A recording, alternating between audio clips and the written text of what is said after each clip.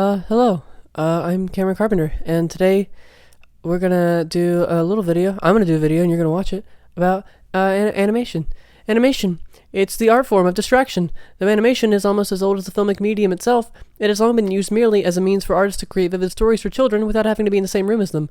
Animation allows filmmakers to take their worlds to a new dimension, literally, by forcing them to remove the dimension of reality that makes us take movies seriously. While at times beautiful, it is difficult for human adults with jobs to find the world of animation worthwhile, due to the fact its unbridled imagination is often too distant from the reality they won't win custody for their own children in the divorce, and you didn't even know she was a hooker, and you were just trying to help. Maybe society is the real problem here. Today, I'll break down some techniques of animation, the medium's history, and also my own critiques of the art form itself. Discovered by a man named Walt Disney, animation rose to popularity in the early 1920s when adults learned kids wanted to watch paintings talk more than human beings. Disney quickly went to work on his first project, STEAMY WILLIS. Producing something never seen before, Disney was shunned from traditional movie studios and forced to create his own. While he eventually found success with his breakout feature Let's All Share the Lady, he created the Disney Vault as a way to atone for his past sins. Inside the vault, Disney would personally light fire to failed projects or ideas. After Disney's death in 1960, he expressed in his will to be cremated in the vault. Doing so transitioned the vault to become a permanent incinerator, where the Walt Disney Company continually destroys their traditional 2D animation in direct protest to Pixar sequels. Disney's traditional 2D animation was stylistically often composed in wide to medium shots, as animators believed too many close-ups would cause night terrors, as they had not yet found the ability to produce drawings with eyes that felt human. The Japanese would later discover Disney's lack of close-ups and use that weakness to perpetuate their own style, known as anime. Anime is defined as Japanese animation that is built on the foundation of extreme close-ups, reaction shots, and hairspray fetishes. Like Disney, a master of animation would soon rise to the title of Anime King, Takashi Miike and his animation house, Studio GLB.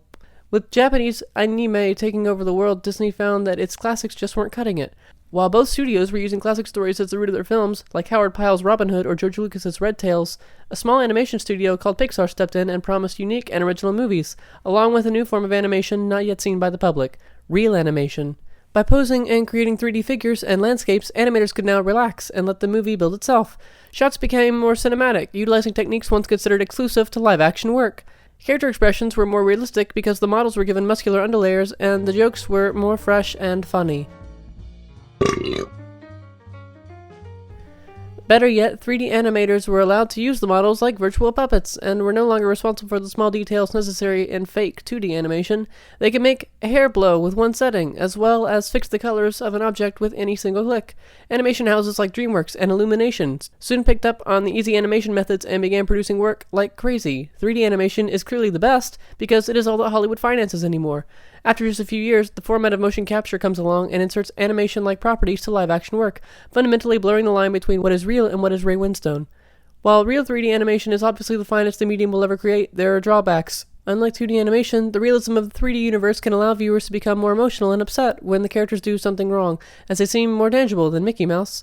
3D animation, while being the real animation, also seems to lack the texture provided by the blood and sweat that falls on the images while the artist attempts to make a deadline.